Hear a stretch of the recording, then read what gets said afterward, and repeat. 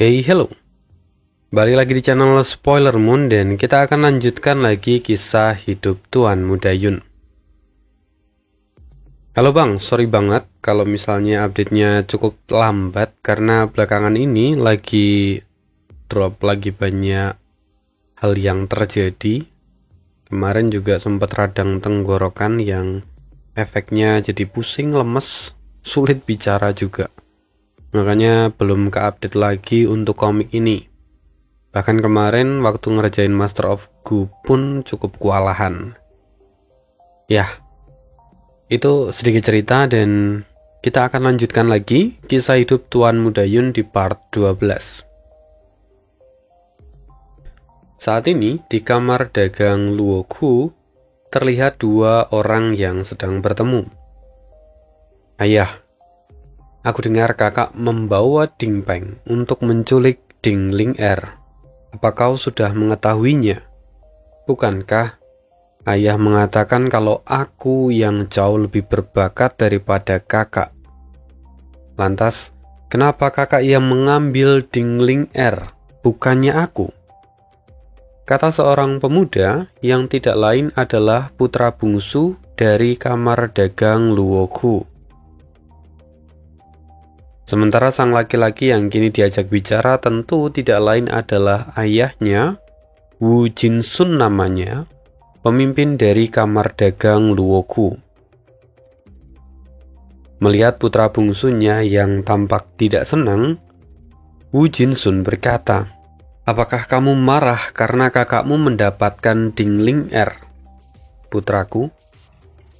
Tentu saja, Ding Ling Er adalah salah satu wanita tercantik di serikat pedagang. Siapapun pasti menginginkan dia sebagai istri. Apalagi mendapatkan Ding Ling Er, itu sama saja dengan mendapatkan kamar dagang Tian Yuan. Meski saat ini kamar dagang Tian Yuan tidak dalam kondisi baik, namun mereka masih salah satu dari anggota inti serikat pedagang. Mendapatkan mereka itu sama saja membawa banyak keuntungan bagi kita, kata si bungsu dengan kesal. Wu Jinsun tertawa. Bagus, kau memang bagus. Kau bisa melihat peluang. Aku tidak salah memilihmu. Kau memang layak untuk menjadi penerus dari kamar dagang Luo Gu. Sayangnya, kamu masih terlalu hijau. Terlalu hijau? Apa maksud ayah? Putraku, apa kamu yakin kalau kakakmu akan mampu mengendalikan Ding Ling Er tanpa masalah? Apa maksud ayah? Kakakmu hanyalah bidak catur. Begitu juga kita. Dia saat ini digerakkan oleh 4 sekte ekstrim. Mereka ingin menyelidiki kamar dagang Tian Yuan. Apakah memang kamar dagang Tian Yuan dapat dikendalikan atau tidak? Kata Wu Jinsun. Mendengar itu, ekspresi si bungsu tampak terkejut. Ekspresinya terlihat kompleks, dan setelah beberapa saat si bungsu pun bertanya, "Ayah, bukankah kita berada di bawah pavilion Tianyi? Bagaimana bisa 4 sekte ekstrim menggerakkan kita?" Wu Jinsun menghela nafas panjang dan dia berkata, "Hubungan dalam serikat pedagang adalah hubungan paling rumit di dunia. Tidak ada namanya teman yang abadi ataupun musuh yang abadi. Semuanya bergerak secara dinamis, dan kalau kita tidak bisa mengikuti arus, kitalah yang akan tersingkir. Kita hanyalah bidak. Kita tidak punya kuasa untuk menjadi seorang pemain. Karena itu, kita hanya bisa mengikuti alur." Mendengar itu, si bungsu tampak pucat. Dia memiliki kepercayaan diri yang sungguh luar biasa. Terlahir sebagai tuan muda dari kamar dagang Luo Gu, membuat dia merasa punya power yang hebat. Tetapi hari ini dia tidak pernah membayangkan kalau perkembangan situasinya akan berubah sangat ekstrim ketika dia mengetahui rahasia dunia. Bagus. Karena kau punya cukup pengetahuan bahwa dirimu hanyalah bidak catur, maka seharusnya kau sudah siap untuk dikorbankan kapan saja. Tiba-tiba sebuah suara terdengar di dalam ruangan itu. Wu Jinsun tentu terkejut.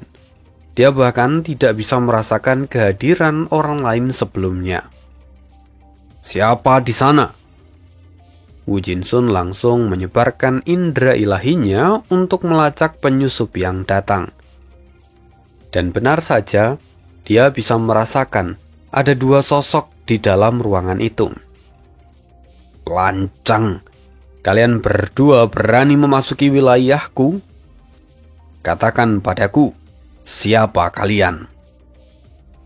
Wu Jinsun tampak marah. Lalu perlahan, ruang di dalam ruangan itu seolah bergetar, dan dua orang laki-laki keluar dari sobekan dimensi. Aku adalah pemain catur. Aku datang untuk ikut di dalam permainan ini. Kata sosok yang baru saja keluar, dan orang ini tidak lain adalah Tuan Muda Yun, dan di belakangnya ada Mo Xiaochuan. Kalian begitu lancang. Apa kalian pikir kalian punya kualifikasi untuk bermain catur di kota Songyue? Kata Wu Jinsun. Yun Xiao tersenyum. Karena itulah aku datang kemari. Aku ingin meminta bantuanmu. Bantuan? Bantuan apa? Wu Jinsun tampak keheranan. Aku tidak punya cukup popularitas saat ini. Karena itu aku datang untuk meminjam kepalamu. Kata Yun Xiao sambil tersenyum seperti iblis. Kurang ajar. Bocah tidak tahu sopan santun. Apa kau tidak tahu bumi mana yang sedang kau pijak? Ini adalah kamar dagang Luoku milikku. Apa kau pikir kau bisa lepas dari tempat ini setelah mengatakan semua omong kosong itu? Wu Jinsun pun tampak murka. Walaupun Wu Jinsun sempat terintimidasi oleh keberadaan Mo Xiaochuan. Namun setelah dia ingat kalau sekarang mereka ada di markasnya sendiri, rasa percaya diri Wu Jinsun akhirnya kembali. Karena di tempat itu, dia memiliki banyak tenaga yang dapat membantunya. Namun Tuan Muda Yun dengan santai berkata, sebagai bidak catur, kau harus siap untuk dihancurkan kapan saja. Jadi jangan banyak bicara. Lalu tangan Mo Xiaochuan bersinar. Dia melemparkan 3 buah kepala ke depan Wu Jinsun. Seketika Wu Jinsun dan putra bungsunya menjadi pucat. Kelapa itu tidak lain adalah milik Wu Yu dan 2 orang bawahannya yang berada di tingkat martial supreme. Bajingan! Kalian benar-benar punya nyali, seru Wu Jinsun. Namun sebelum Wu Jinsun mulai menyerang, Yun Xiao sudah melepaskan serangan spiritual menggunakan mata iblis bulan purnama miliknya. Sialan, kau pikir ini cukup untuk mengalahkanku? Seru Wu Jinsun yang dengan segera mengembalikan kesadarannya dengan cara melukai jiwanya sendiri. Setelah itu, jari-jari Wu Jinsun bercahaya, dan cahaya itu mulai menyelimuti tubuhnya seperti armor pelindung. Sudah terlambat. Sekarang jangan pernah berpikir untuk bisa melarikan diri dari tempat ini.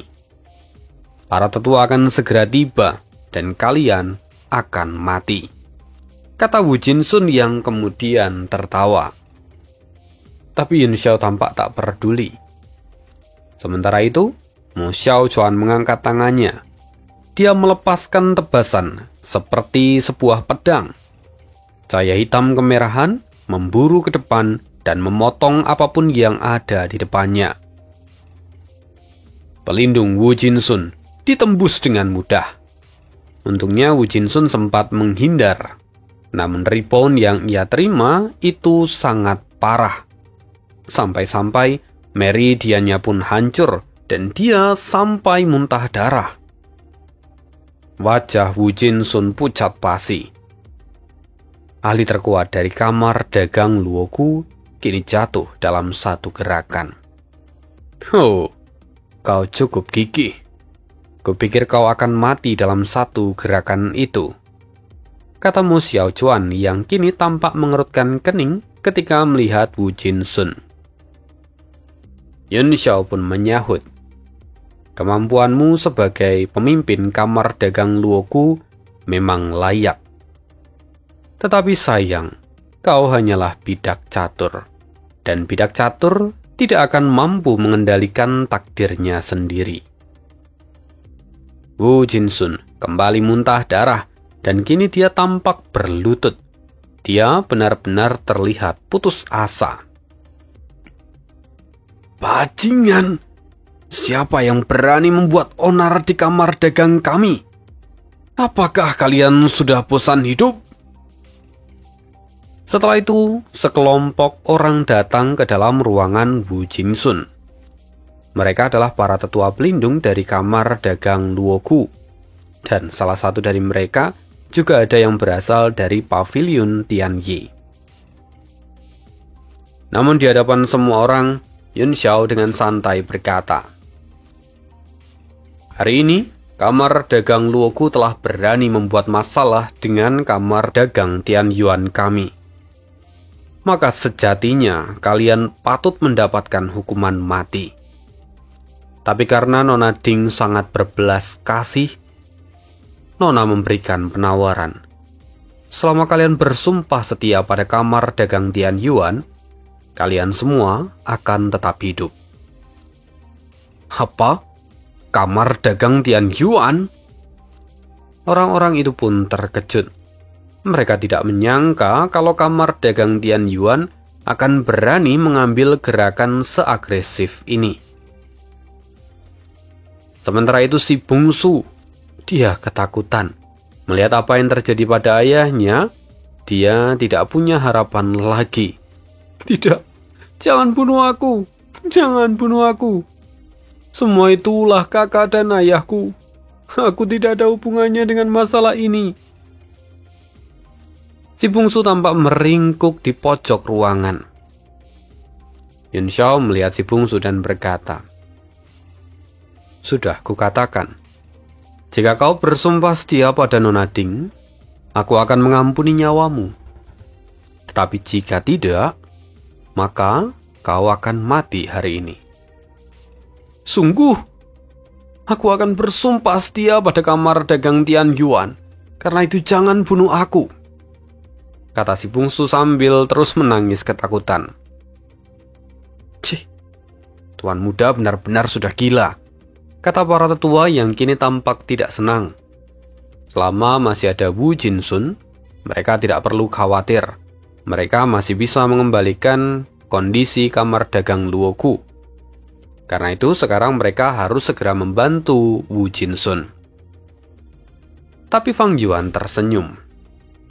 Hal ini juga berlaku untuk kalian. Aku akan menghitung sampai 3.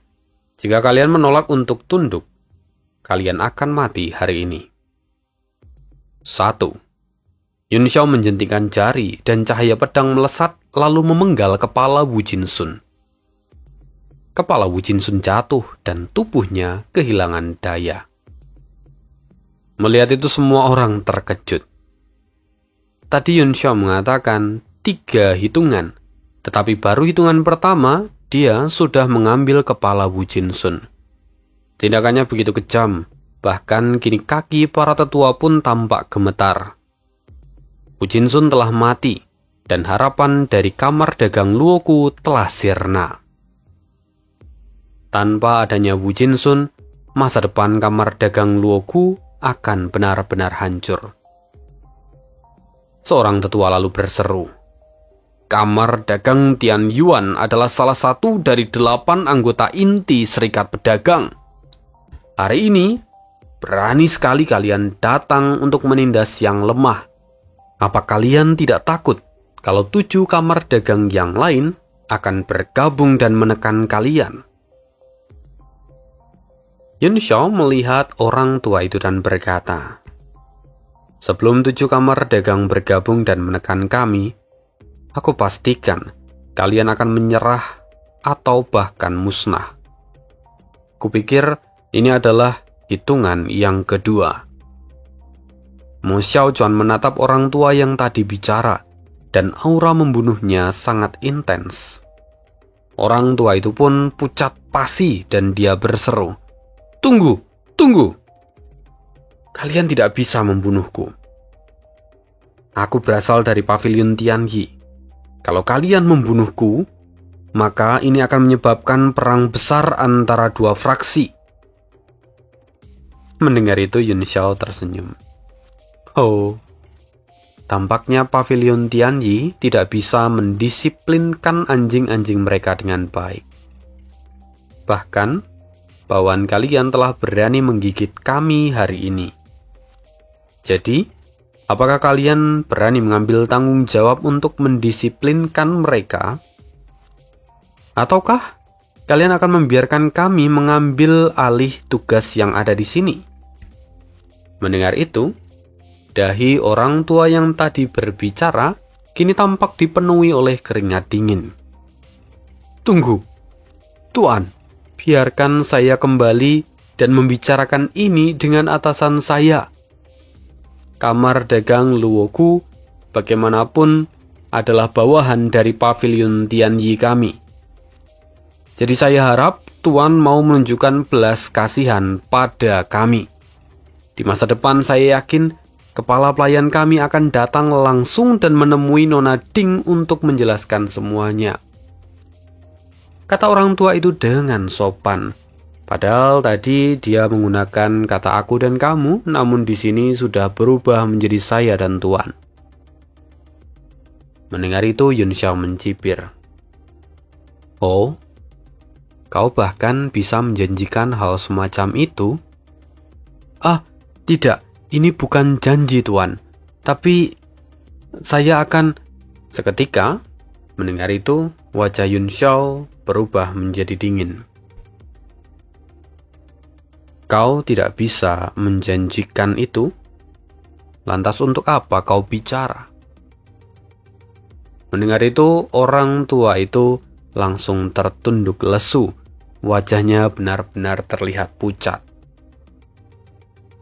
Yun Xiao tampak menghela nafas sejenak, dan dia lalu berkata, "Karena kalian lupa mendisiplinkan anjing-anjing kalian, maka hari ini aku ingin kau mendapatkan hukuman atas nama mereka.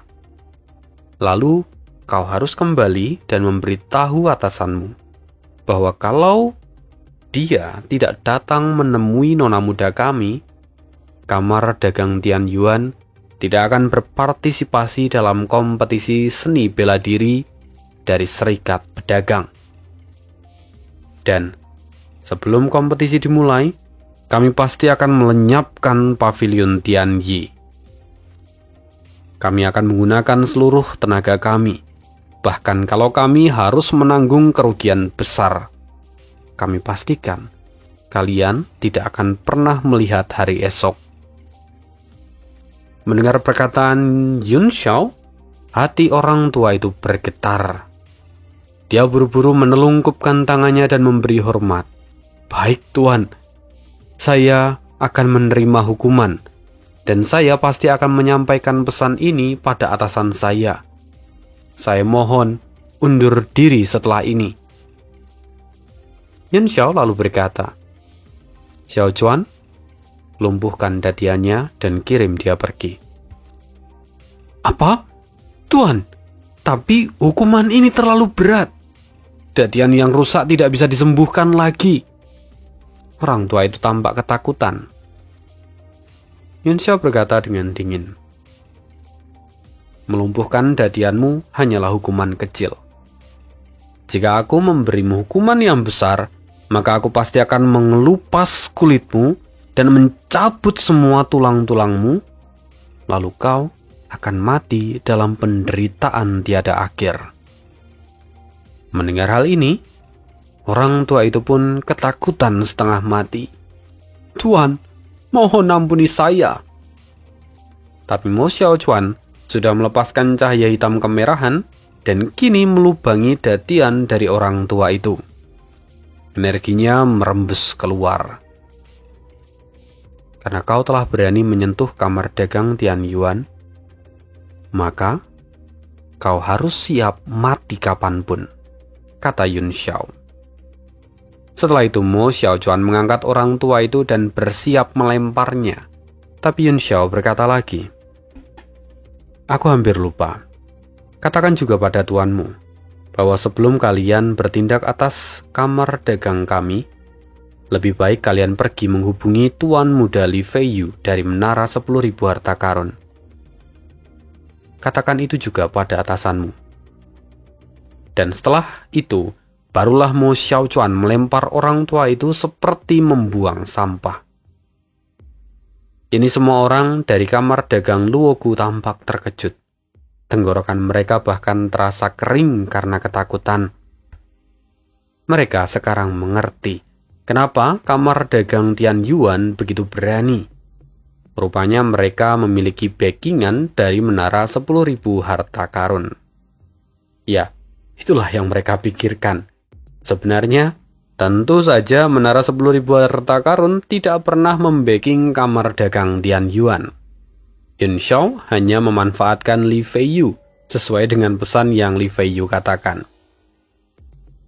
Dan setelah itu, Yun Xiao melihat semua orang yang ada di sana dan dia berkata, "Sudah saatnya kembali ke topik utama.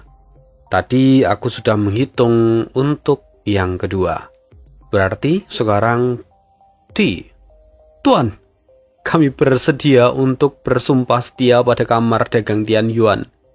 Seru mereka semua bersamaan sambil berlutut. Melihat itu, Yun Xiao pun tersenyum puas. Bagus sekali. Nona Ding adalah seorang yang penyayang, jadi kami akan memperlakukan kalian dengan baik. Mulai hari ini, kalian akan menjadi preman kami, ujung emas dan perak. Mereka semua tentu terpukul. Bagaimanapun di antara mereka ada ahli di ranah martial supreme ataupun martial emperor, tetapi mereka hanya dijadikan sebagai preman rendahan. Ini benar-benar sebuah penghinaan, tetapi apa yang bisa mereka lakukan? Yun Xiao seolah-olah bisa membaca pikiran mereka. Lalu dengan santai dia berkata, "Jangan khawatir. Selama pekerjaan kalian baik, maka kalian akan naik tingkat dengan cepat." Segera setelah itu, ulah Yun Xiao tersebar ke seluruh kota Song Yue. Kamar dagang Tian Yuan dan pavilion Tian Yi jatuh dalam badai besar. Bahkan Menara 10.000 Harta Karun pun terseret ke dalam arus oleh karena perkataan dari Yun Xiao. Seluruh kota Song Yue kini menjadi tegang. Arus bawah melonjak dengan deras. Semua mata kini tertuju pada ketiga kekuatan ini. Sementara itu, di aula utama pertemuan Menara 10.000 Harta Karun kini tampak sangat tegang. "Tuan Muda Feiyun, apa yang sedang terjadi? Kamar dagang Tian Yuan benar-benar berani menggunakan nama kita untuk menimbulkan masalah. Sepertinya kita terlalu lama diam, sampai membuat mereka berpikir untuk memanfaatkan kita." Seorang laki-laki berbaju brokat hitam tampak geram. Dia adalah wakil cabang Menara 10.000 Harta Karun di kota Song Yue. Cui Bo namanya. Keringat dingin mengalir di dahi Li Feiyu. Dia pun tampak tidak percaya dengan semua yang ia dengar. "Paman Cui, sebelumnya saya bisa datang ke kota Song Yue berkat bantuan seorang pemuda. Karena saya melihat bakatnya, saya memberikan pesan bahwa jika sesuatu terjadi, dia bisa menggunakan nama saya. Tetapi saya tidak menyangka kalau dia ternyata adalah anggota dari kamar dagang Tian Yuan. Saya tidak bisa menyangkalnya, dan saya tidak tahu apa yang harus saya lakukan sekarang. Mendengar itu, Cui Po menghela nafas panjang. Ini memang situasi yang sulit. Baiklah. Kamu memang tidak bisa disalahkan penuh dalam masalah ini. Siapa yang mengira bahwa Tuan Muda Yun ternyata adalah orang yang begitu licik? Saya pikir para tetua juga memikirkan hal yang sama. Saat ini di ruangan itu, ada 3 tetua lain dari Menara 10.000 Harta Karun, serta ada sekitar 10 orang yang punya jabatan setingkat manajer umum dari berbagai kota kecil. Tuan Muda, saya yakin kamu pun tidak berniat untuk merusak reputasi Menara 10.000 Harta Karun kita. Kamar dagang Tian Yuan lah yang memanfaatkan kita. Jadi lebih baik kita mengambil sikap untuk masalah ini. Sambung Cui Po. Semua orang pun terdiam, merasa bahwa ini adalah situasi yang sulit. Li Feiyu yang merasa sangat bersalah, dia memeras otaknya dan dia berkata, "Saya punya ide, tapi saya tidak yakin apakah ini akan berhasil. Bagaimana kalau kita mengirim pemberitahuan yang isinya mengutuk tindakan kamar dagang Tian Yuan? Lalu kita minta mereka untuk meminta maaf secara terbuka. Mereka juga harus memberikan keadilan pada kamar dagang Luoku. Dengan cara ini, kita tidak hanya mengambil inisiatif untuk lepas dari situasi ini, tetapi kita juga menegaskan ke publik bahwa kita tidak punya hubungan apapun dengan kamar dagang Tian Yuan." Tetua ketujuh pun berkata, "Kurasa itu ide yang bagus. Selain itu, kita juga bisa mengetahui latar belakang dari kamar dagang Tian Yuan. Kita bisa mengukur kemampuan dari ujung emas dan perak." Cui Po juga setuju. Lagi pula, mereka memang tidak memiliki informasi apapun tentang ujung emas dan perak. Ditambah, sebenarnya Ding San itu selalu ada di bawah pengawasan mereka. Dan seharusnya, ujung emas dan juga perak tidak akan berkembang sebesar ini. Karena kalau ujung emas dan perak berkembang dengan pesat, maka kamar dagang Tian Yuan tidak akan berada dalam kondisi yang terpuruk. Para tetua pun setuju dengan pendapat dari Cui Po. Pada akhirnya, mereka pun memutuskan untuk menggunakan ide dari Li Feiyu.